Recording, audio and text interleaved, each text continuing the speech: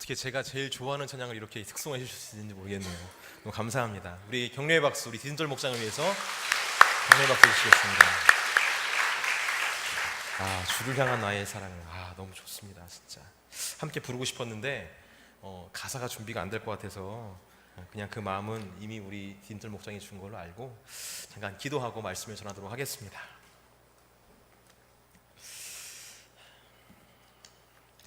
할렐루야. 좋으신 주님 너무나 감사합니다. 은혜로운 찬양을 통하여서 우리 모두에게 주님의 사랑과 생명을 허락하여 주시니 감사합니다. 주님을 향한 그 우리의 사랑이 더욱더 순결해질 수 있는 복된 시간 될 수 있도록 인도하여 주시고, 하나님의 사랑을 힘입은 자로서 우리가 온전히 새 삶을 살아갈 수 있는, 주님께서 예비하신 축복된 삶을 살아갈 수 있도록 하나님께서 은혜를 허락하여 주시옵소서. 주의 종은 아무 능력이 없습니다. 주님께서 저를 통하여서 일하셨을 때에 그 능력이 흘러가오니 주님께서 강력하게 붙들어 주시고, 이 우리 모든 상황들을 하나님께서 붙잡아 주시사 하나님께로 온전히 인도받을 수 있는 복된 시간 될 수 있도록 은혜를 허락하시고, 하나님이 주시는 주의 생명으로 또 성령으로 충만해질 수 있는 복된 시간 되어 다시 한번 정말 능력 있는 그리스도인으로 다시 일어설 수 있는 복된 이 시간 될 수 있도록 은혜를 허락하여 주시옵소서. 감사하며 축복하며 우리를 죄와 사망에서 구속하신 예수님 이름으로 간절히 기도 올립니다. 아멘. 우리 모든 영광 주님께 올리겠습니다. 할렐루야.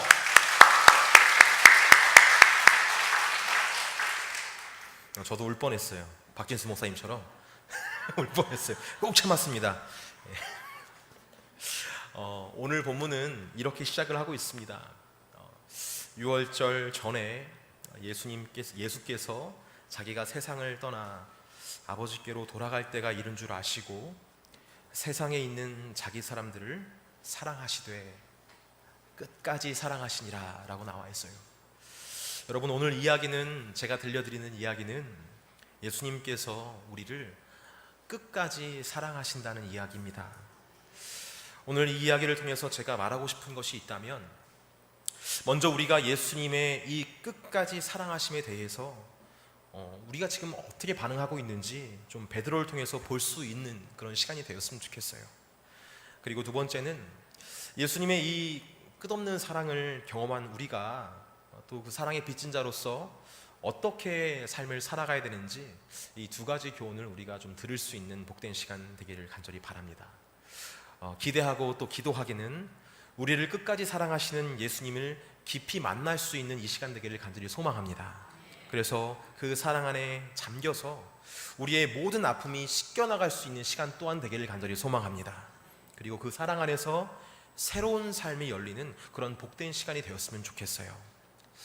예수님께서는 우리를 끝까지 사랑하신다라는 이 이야기가 전개될 것을 서원으로 선포한 후에 곧바로 등장하는 것은 정말 아이러니하게도 사탄이 가룟 유다에게 예수님을 팔 생각을 넣어준 것, 그 장면이 나오고, 그 이어서 십자가 사명에 대해서 다시 재확인하시는 예수님의 모습이 등장을 합니다.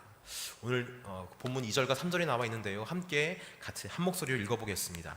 2절과 3절 읽겠습니다. 시작.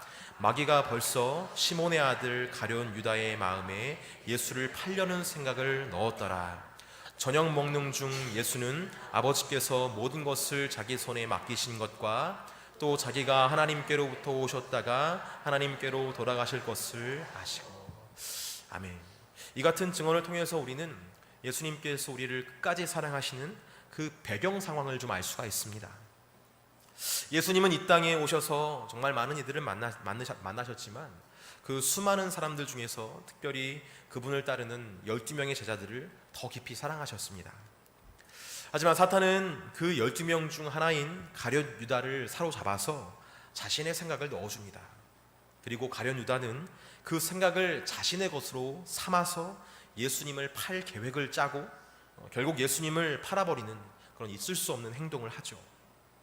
예수님은 이 모든 과정을 다 알고 계셨을 텐데, 다 느끼고 계셨을 텐데 그 마음이 과연 어땠을까라고 상상해 봅니다. 나는 그를 사랑하는데 그는 나를 죽일 생각을 품고 있는 이 비극적인 현실을 대하여 예수님 마음은 얼마나 아프셨을까요? 바로 예수님께서 우리를 끝까지 사랑하시는 가운데 일어난 첫 번째 상황은 바로 이 비극적인 상황입니다. 그리고 예수님은 더불어서 이런 생각을 하셨습니다. 하나님 아버지께서 모든 것을 자기 손에 맡기신 것과 그리고 이제는 때가 되어서 아버지께로 올라가야 할 것을, 전 인류를 위한 위대한 역사의 시작과 완성을 바라보면서 인간의 육신으로 오신 예수님은 또 얼마나 큰 부담감을 느끼셨겠습니까? 아마 제가 그런 입장이었다면 손과 발에 끊임없이 막 땀이 흘렀을 것이고 입안이 바짝바짝 마르면서 정말 아무것도 못했을 것 같아요. 그런 위대한 사명 어떻게 감당합니까? 어떻게 그런 위대한 역사를 앞두고, 근데 예수님께서는 태연하게 오늘 본문에 보니까 저녁을 잡수시고 있었다라고 얘기하고 있어요. 전 도무지 이해가 안 되더라고요. 이것이 바로 예수님께서 우리를 끝까지 사랑하시는 가운데 일어난 상황들입니다. 저는 이 예수님께서 우리를 사랑하시는 그 한복판에서 일어난 가룟 유다에 대한 배신, 가룟 유다에게 배신과 전 인류의 구원을 향한 사명을 확인하시는 예수님을 이렇게 묵상하면서 이런 출렁거리는 상황 속에서도 변함없이 우리를 사랑하시는 예수님, 변함없이 우리를 끝까지 사랑하시는 예수님의 모습에 다시 한번 감동을 받게 되었습니다. 우리를 사랑하는 데 있어서 전혀 흔들리지 않으셨던 예수님이셨어요. 당신에게 무슨 일이 벌어졌던 간에 집요하게 우리를 끝까지 사랑하셨던 예수님이셨다는 것입니다. 그런데 여러분, 우리는 예수님의 사랑을 너무 가볍게 볼 때가 있어요. 예수님은 이렇게 끝까지 우리를 사랑하시는데, 집요하게 우리를 사랑하시는데, 우리는 예수님의 사랑을 정말 단순하게 생각할 때가 있다는 거예요. 정말 단순한 논리로 예수님의 사랑을 평가절하합니다. 내가 이런 악한 행동을 했으니 예수님은 나를 사랑하시지 않을 거야. 내가 이런 악한 생각을 하는데, 이런 악한 동기를 가지고 있는데 예수님이 나를 사랑하실까? 나에게 실망하실 것 같은데. 그러나 여러분, 우리는 오늘 본문을 통해서 모든 상황을 뒤로하고 결국에 우리를 사랑하시고야 마는 예수님을 만나게 됩니다. 사탄이 가룟 유다에게 예수님을 팔 생각을 넣었더라도 예수님은 그 유다를 미워하시지 않았습니다. 그를 사랑하시는 마음에서 끊임없이 그가 돌이킬 수 있도록 우회적으로 권면하고 설득하시는 예수님의 모습을 우리는 성경을 통해서 만나게 됩니다. 십자가 사명을 앞두고도 예수님은 흔들리지 않으셨어요. 여느 때처럼 제자들과 저녁 식사를 함께 하시고 마지막으로 자신의 사랑을 나타내고자 묵묵히 그들의 발을 씻기시던 예수님이셨습니다. 사랑하는 성도 여러분, 예수님의 사랑에는 흔들림이 없습니다. 만약 예수님과의 관계에서 흔들림이 느껴진다면 그 흔들림은 바로 우리에게서 비롯된 것일 줄 믿습니다. 우리의 마음이 흔들리고 요동쳐서 우리 안에 두려움과 조급함이 밀려올 때, 여러분, 그때 그럼에도 우리를 향해 변함없이 사랑으로 함께 하시는 예수님을 바라볼 수 있기를 간절히 소망합니다. 오늘 본문은 예수님이 우리를 끝까지 사랑함을 나타내기 위해서 제자들의 발을 씻겨주시는 예수님을 떠올리고 있어요. 오늘 본문 4절에 보니까 저녁 잡수시던 자리에서 일어나 겉옷을 벗고 수건을 직접 가져다가 허리에 두르시고 대야에 친히 물을 뜨셔서 제자들의 발을 씻기시는 예수님이 나와요. 이렇게 예수님의 일거수 일투족을 그림 그리듯이 묘사하고 있습니다. 사도 요한이 훗날 이 요한복음을 쓰면서 이렇게 생생하게 묘사할 수 있었던 것은 그 날에 예수님의 이 행동이 너무나 깊은 인상을 주었기 때문에 그런 것 같아요. 아마 당시 사도 요한은 이런 예수님의 행동들을 보면서 아무것도 못하고 그저 입을 딱 벌린 채로 그 행동들을 본 것 같습니다. 뭐야? 왜 이래? 왜 저러지? 막 이러면서. 저는 개인적으로 예수님의 이 행동들을 보면서 가장 의미 있게 다가온 행동이 딱 하나가 있었는데요, 바로 저녁 잡수시던 자리에서 일어나라는 행동에 시선이 딱 멈췄습니다. 예수님은 제자들과 공생애 3년 동안 식사를 많이 하셨을 거예요. 그렇죠? 아침도 먹고 점심도 먹고 저녁도 먹고 3년 동안. 아마 3년 동안 식사를 하면서 예수님과 제자들은 누가 말하진 않았지만 자연스럽게 정해진 자리가 있었을 거라 조심스럽게 예상해 봅니다. 여러분, 우리도 그렇잖아요. 대다수의 성도님들을 잘 관찰해 보면요, 예배 드릴 때 항상 앉는 자리에 앉으십니다. 저기 다 거기에 앉으세요. 그래서 누가 안 왔나 확인하려고 할 때 그 자리를 보면 출석 체크가 됩니다. 담임 목사님께서 귀신같이 하시잖아요. 안 왔다고. 그건 그 자리에 딱 보신 거예요. 아마 예수님과 제자들도 마찬가지였을 것 같습니다. 예수님이 앉는 자리가 따로 있었을 것이고, 베드로가 앉는 자리, 요한이 앉는 자리, 약속은 한 적은 없지만 자연스럽게 자기 자리에 앉았을 겁니다. 하지만 오늘 이 끝까지 사랑하시는 예수님의 이야기에서 예수님은 자신이 앉은 자리에서 일어나 가장 겸손한 모습으로 또 가장 겸손한 행동을 하시는 것을 볼 수가 있습니다. 저는 이 모습을 보면서 빌립보서 2장 6절에서 7절 말씀이 떠올랐어요. 그는 근본 하나님의 본체시나 하나님과 동등됨을 취할 것으로 여기지 아니하시고 오히려 자기를 비워 종의 형체를 가지사 사람들과 같이 되셨고 사람의 모양으로 나타나 자기를 낮추시고 죽기까지 복종하셨으니 곧 십자가에 죽으심이라. 이 말씀이 떠올랐어요. 예수님은 이 작은 행동, 자신의 자리를 박차고 일어나 낮은 자리로 가심을 통해서 자신이 이 땅에 오신 목적과 그 방법을 잠깐이지만 재현해내셨습니다. 이렇게 예수님은 제자들의 선생이자 주인님이셨지만 가장 낮은 자의 모습으로 제자들의 발을 씻겨주었습니다. 자, 이렇게 한 사람 한 사람 발 씻겨주시고 드디어 베드로 차례가 된 거예요. 오늘 본문 보니까. 근데 평소 자주 예수님께 손을 들고 질문했던 베드로는 이 자리에서도 어김없이 예수님의 행동에 의문을 제기합니다. 6절 하단절에 이렇게 나와 있어요. 주여, 주께서 제 발을 씻으시나이까? 이 말은 주님, 지금 주님께서 친히 제 발도 씻으시려고 하십니까? 이렇게 여쭤보는 거예요. 근데 예수님께서 그 말 듣고 굉장히 아리송하게 대답을 하십니다. 7절에 보니까 내가 하는 것을 너는 지금 알지 못하겠으나 이후에는 알게 될 것이다. 이렇게 말씀을 하시면서 예수님께서 베드로의 발을 씻으려고 하자 베드로가 다시 말하는 거예요. 아마 베드로는 예수님께서 발을 잡으시는 순간 발을 딱 빼면서 말하지 않았을까? 저는 그렇게 상상해 봅니다. 발을 빼면서 딱 말하는 거예요. 주님, 다른 사람은 몰라도 절대 제 발은 씻을 수 없습니다. 베드로는 아마 예수님과 다른 제자들 앞에서 뭔가 다른 모습을 보이고 싶었던 것 같습니다. 영웅의식이 좀 있는 것 같아요. 저들의 발은 씻겨도 저의 발은 씻겨주지 마세요. 아마 다른 제자들이 이렇게 막 겪는지를 보면서 어떻게 너네들은 그럴 수 있냐면서 이렇게 막 바라보면서 얘기했을 것 같아요. 어떻게 예수님께 이런 말도 못하고 예수님이 하시는 대로 그렇게 가만둘 수 있냐고.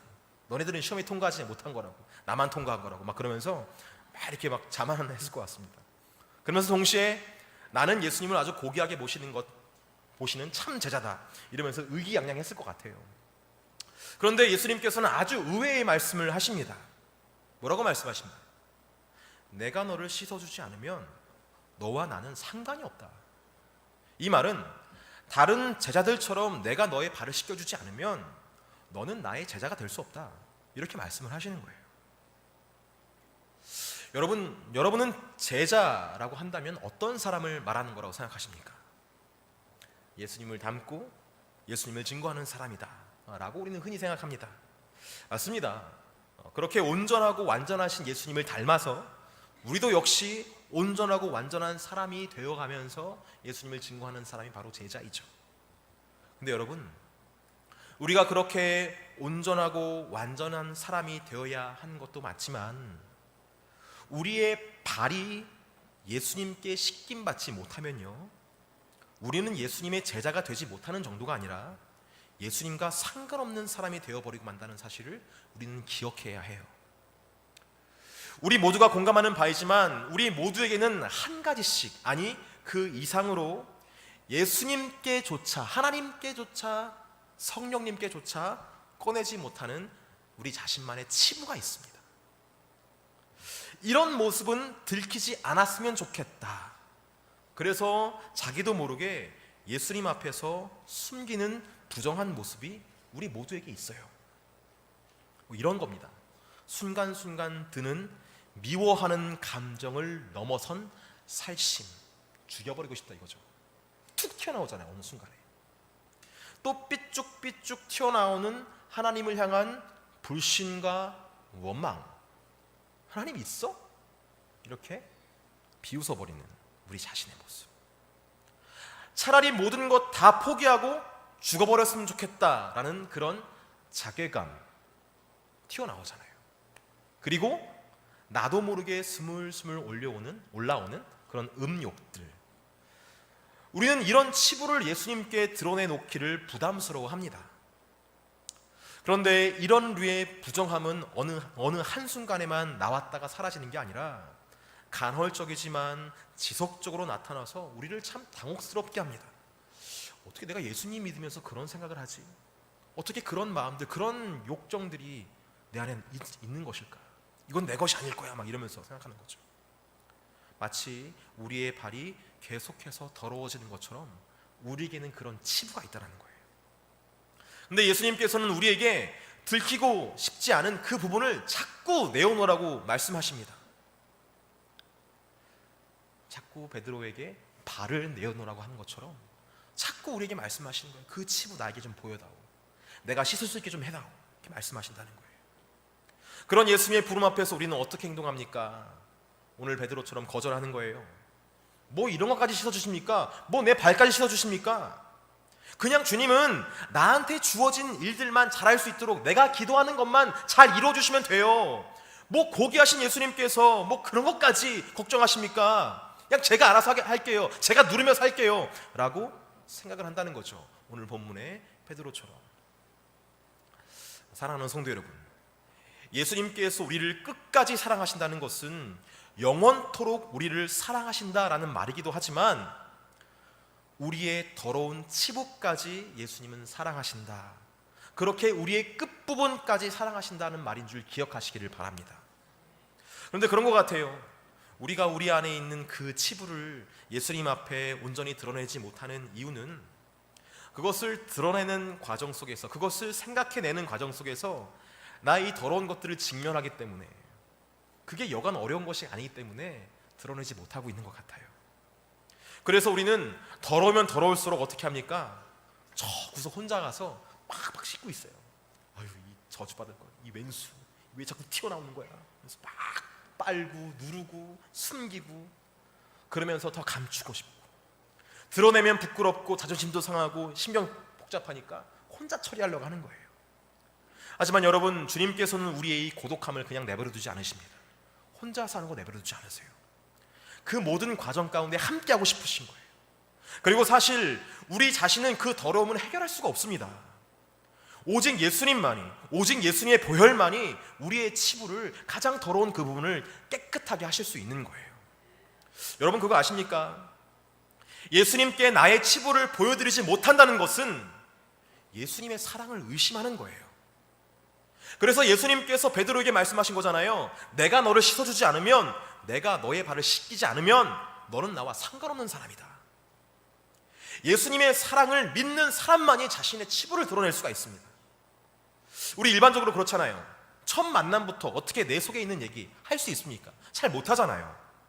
좀 친해진 다음에, 이 사람에 대한 신뢰가 좀 쌓인 다음에 내 속 얘기를 할 수 있는 거잖아요. 예수님과의 관계도 마찬가지입니다. 우리가 예수님께 내 치부, 내 부족한 것들 다 오픈하지 못하고 드러내지 못하는 것은, 죄송한 말이지만, 예수님 믿지 못하기 때문에 그런 거예요. 예수님 우리 끝까지 사랑하시는 분인데 그 사랑 못 믿으니까 내 치부를 고백하지 못하는 것입니다. 사랑하는 성도 여러분, 예수님께서 우리를 끝까지 사랑하실 수 있도록 우리의 전부를 하나님께 드릴 수 있는 저와 여러분들을 간절히 소망합니다. 좋은 것만이 아니라, 좋은 모습만이 아니라 나의 안 좋은 모습까지, 나의 그 더러운 것까지 십자가의 사랑을 믿음으로 말미암아 예수님께 드러낼 수 있는 저와 여러분들을 간절히 소망합니다. 이렇게 예수님께서 베드로에게 내 발을 내가 씻지 않으면 너는 나와 상관이 없는 사람이 된다라고 말씀을 하셨습니다. 이 말씀을 듣자마자 베드로는 대뜸 예수님께 또 이렇게 말합니다. 다 같이 9절 말씀을 함께 읽겠습니다. 9절 말씀 함께 읽겠습니다. 시작. 시몬 베드로가 이르되 주여, 내 발뿐 아니라 손과 머리도 씻어 주옵소서.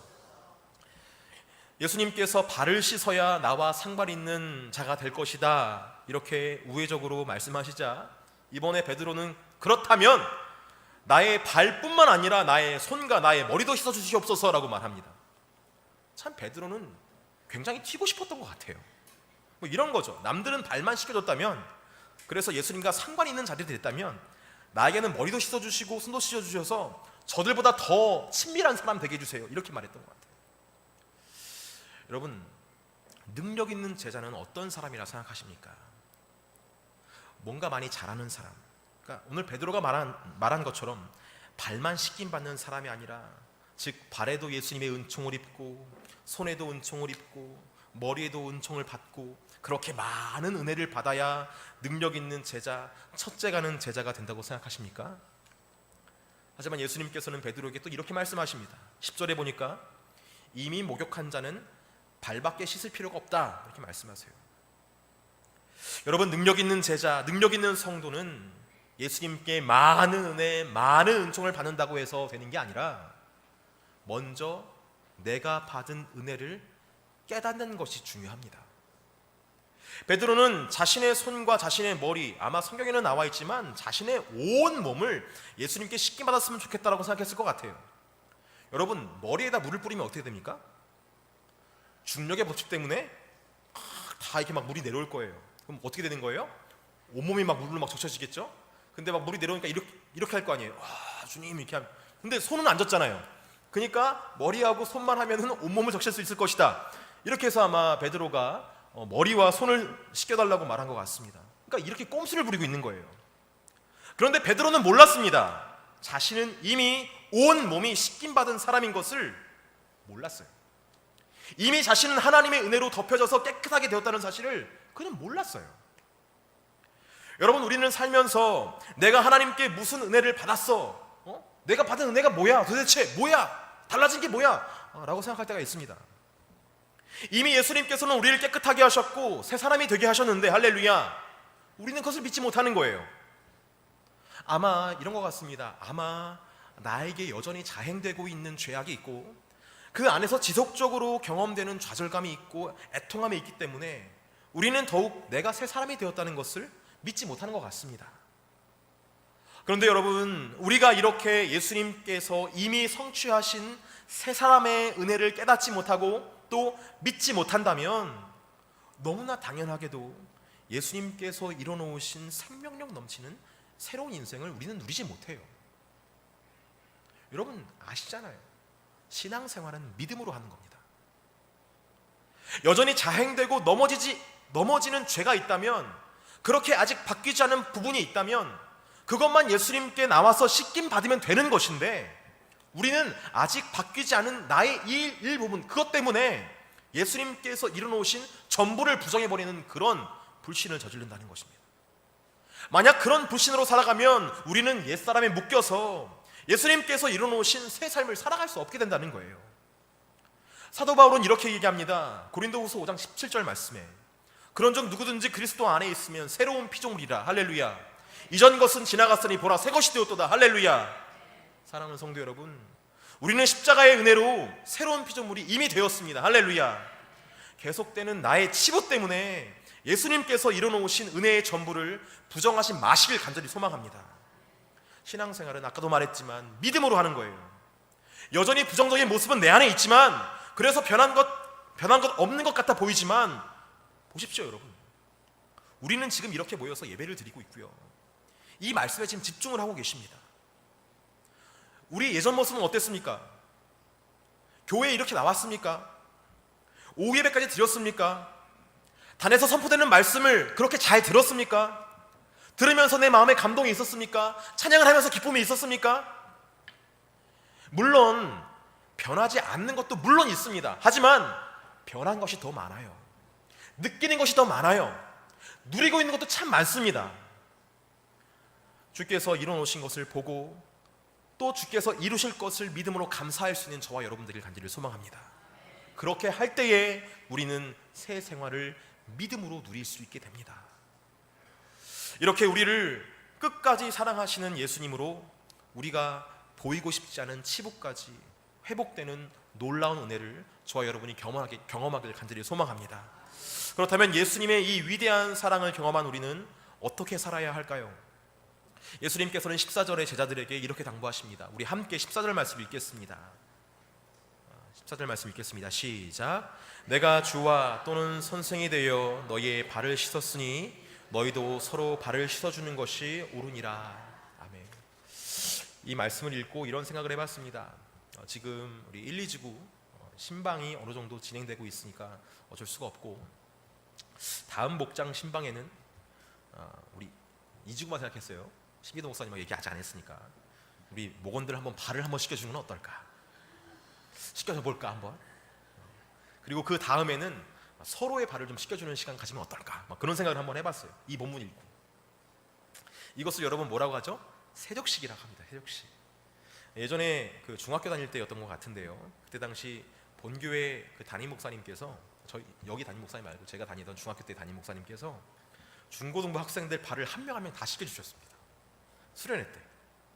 프로그램이 어떤 프로그램이었냐면, 여러분 천루역정 아시죠? 천루역정을 하는데, 예전에 제가 천루역정을 하던 때는, 제가 학생으로 있을 때는 막 청년 선생님들이 막 얼차려 주고 막 그랬어요. 지옥이라고. 지옥이니까 지옥을 한번 경험해 보라고 얼차려를 막 주고 막 그랬습니다. 막 파급하기 막 하고 막 이렇게 막 손들고 있고 막 그랬습니다. 그리고 그 후에는 막 놀래키는 시간이 있었어요. 담력 훈련이라고 해가지고 그게 지옥이래요. 지옥이고, 그 맨 마지막에 담임 목사님께서 수고했다고 발을 씻겨주면 그게 천국이래요. 그래서 그렇게 했는데, 제가 커서 좋은 번연의 그 천루역정을 읽어봤거든요. 전혀 그런 얘기가 아니야. 왜 그런 프로그램 만들었는지 지금 이해할 수가 없어요. 근데 엄청 재밌었습니다, 여러분.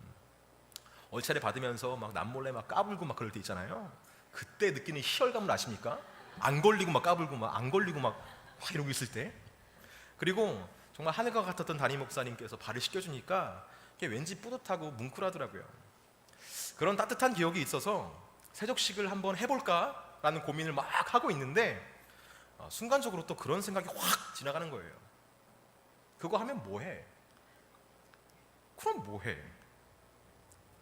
여러분, 오늘 우리가 보고 있는 요한복음 13장 14절 말씀이 예수님께서 우리에게 단순히 너희들 한번 세족식 한번 해봐라 라는 말씀이 아니에요. 여러분, 발 씻겨주는 게 뭐가 그렇게 어렵겠습니까? 발 한번 따뜻한 물에 씻겨주면 되는 거잖아요. 저는 그거 어렵다고 생각 안 합니다. 수고롭긴 하겠죠, 그렇죠? 그런데 어려운 건 아니에요. 근데 진짜 어려운 게 뭡니까? 진짜 어려운 거, 그것은 우리 서로의 치부를 함께 닦아주는 것. 그 사람의 치부, 그 사람의 어려운 것 있잖아요. 사람마다 각양각색의 개성이 있어서 부딪히면 부딪힐수록 참 어렵습니다.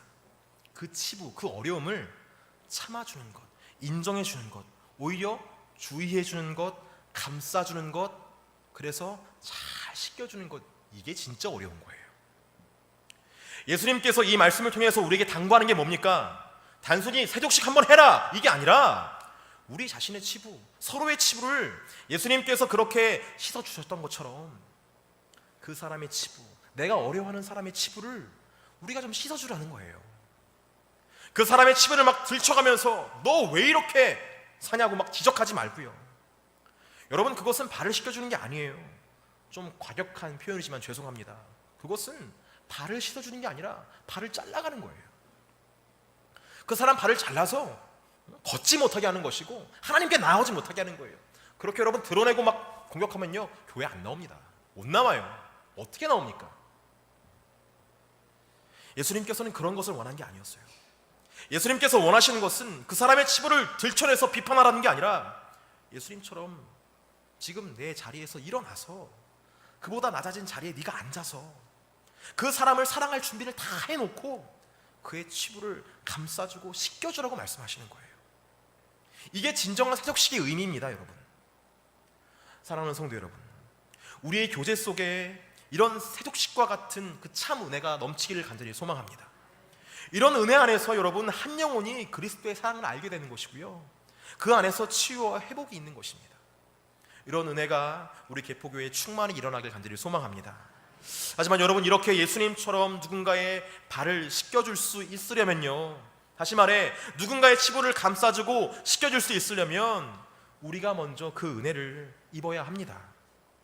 16절부터 17절까지 예수님께서 이렇게 말씀하세요. 한번 읽어볼까요? 같이 읽겠습니다. 시작. 내가 진실로 진실로 너에게 이르노니 종이 주인보다 크지 못하고 보냄을 받은 자가 보낸 자보다 크지 못하나니 너희가 이것을 알고 행하면 복이 있으리라. 참 어렵게 꼬아놓은 것 같지만 한마디로 말해서 보낸 받은 자만 일을 할 수 있다, 이런 말이에요. 종이 주인보다 크지 못하고 보냄을 받은 자가 보낸 자보다 크지 못한 것처럼 예수님의 보내심을 받지 못하면, 다시 말해서 예수님께 이 은혜를 받지 못한 자라면 예수님께서는 그를 보내시지 않는다, 이 말입니다. 사랑하는 성도 여러분, 예수님은 우리의 전 존재를 구원하시기 위해서 우리를 끝까지 사랑하셨습니다. 예수님께 받은 은혜를 기억하며 여전히 우리에게 자행되고 있는 우리 자신의 치부를 예수님께 올려드릴 수 있는 오늘이 오후 예배드릴 간절히 소망합니다. 예수님은 그 치부를 닦아주십니다. 믿으시면 아멘. 그 치부 닦아주세요. 용납하십니다. 용서해 주십니다. 그런 놀라운 은혜를 우리가 경험하게 될 때, 그때야 비로소 내 옆에 있는 지체를 나도 예수님처럼 대할 수 있게 되는 거예요. 우리는 이 땅을 보면서 살아가는 사람들이 아닙니다. 이 땅에서 벌어지는 일들을 통해 내 안의 죄성을 발견하는 거예요. 그게 다예요. 그리고 그 죄성을, 그러니까 저 사람의 죄성을 막 지적하는 게 아니라 관계 속에서 내 안에 있는 죄성, 내 안에 있는 부족함을 보게 되는 거예요. 말씀은 여러분, 저 사람을 판단하기 위해서 존재하는 것이 아니라 내 안에 있는 죄를 보기 위해서 존재하는 것임을 기억하시길 바랍니다. 여전히 부족하고 사랑하기에 부족한 것을 발견해내는 거예요. 그리고 그것을 나의 치부로 삼아서 하나님께 올려드리는 겁니다. 예수님께 올려드리는 거예요. 주님, 여전히 저는 부족합니다. 여전히 사랑하지 못하고, 여전히 믿지 못하고, 여전히 소망하지 못합니다. 주님, 나를 깨끗하게 해주시옵소서. 그때 비로소 하나님께서 하늘로부터 내려오는 은혜가 있는 거예요. 그리고 그렇게 새롭게 됨을 받아서 다시 그 어려운 사람을 안아주고 보듬어주고 감싸주고 씻어주고, 그렇게 섬기며 살아갈 때 하나님의 뜻이 이루어지고 하나님의 사랑으로 풀려져 나가는 거예요. 그러면 여러분, 모든 관계가 풀어질 수밖에 없습니다. 끝까지 사랑하시는 주님의 사랑 안에서 끝까지 사랑하는 주님의 사람 되시길 간절히 소망합니다. 우리 이 찬양 한번 해볼게요. 내 구주 예수님, 우리 찬양하면서 먼저 옆에 있는 사람, 주위에 있는 사람들을 예수님처럼 씻겨주기 전에 우리가 먼저 그렇게 씻김받는 시간 되길 원합니다. 내 구주 예수님, 우리 예수님 바라보면서 주님께 우리의 죄악들, 우리의 허물들을 좀 올려드리면서 이 시간 주님 안에, 주님의 은혜 안에서 잠잠히 좀 거했으면 좋겠어요. 우리 함께 내 구주 예수님 함께 찬양하시겠습니다. 내 구주 예수님, 내 구주 예수님, 주 같은 분 없네. 내 평생에 찬양하리 놀라운 주의 사랑을.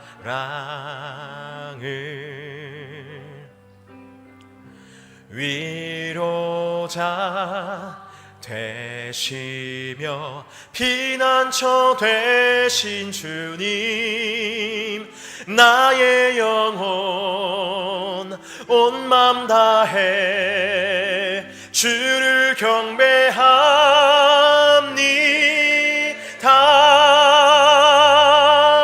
온 땅이여 주님께 외쳐라. 능력과 위엄의 왕 되신 주, 산과 바다 소리쳐 주의 이름을 높이리. 주행한 일 기뻐 노래하며 영원히 주님을 사랑하리라. 신실하신 주의 약속 나라네. 다시 한번 찬양하시겠습니다. 내 구주 예수님, 할렐루야. 내 구주 예수님, 주 같은 분은 없네. 내 평생에 찬양하리 놀라운 주의 사랑을.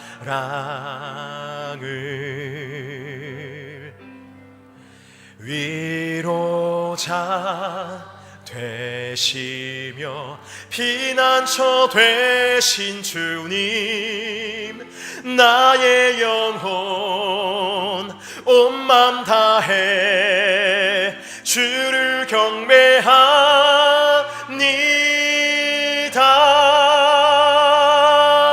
온 땅이여 주님께 외쳐라. 능력과 위엄의 왕 되신 주, 산과 바다 소리쳐 주의 이름을 높이리. 주행하니 기뻐 노래하며 영원히 주님을 사랑하리라. 신실하신 주의 약속 나 온 땅이여 주님께, 온 땅이여 주님께 외쳐라. 능력과 위엄의 왕 되신 주, 산과 바다 소리쳐 주의 이름을 높이리. 주행하니 기뻐 노래하며 영원히 주님을 사랑하리라. 신실하신 주의 약속 나 받았네. 이 시간 함께 기도하시겠습니다.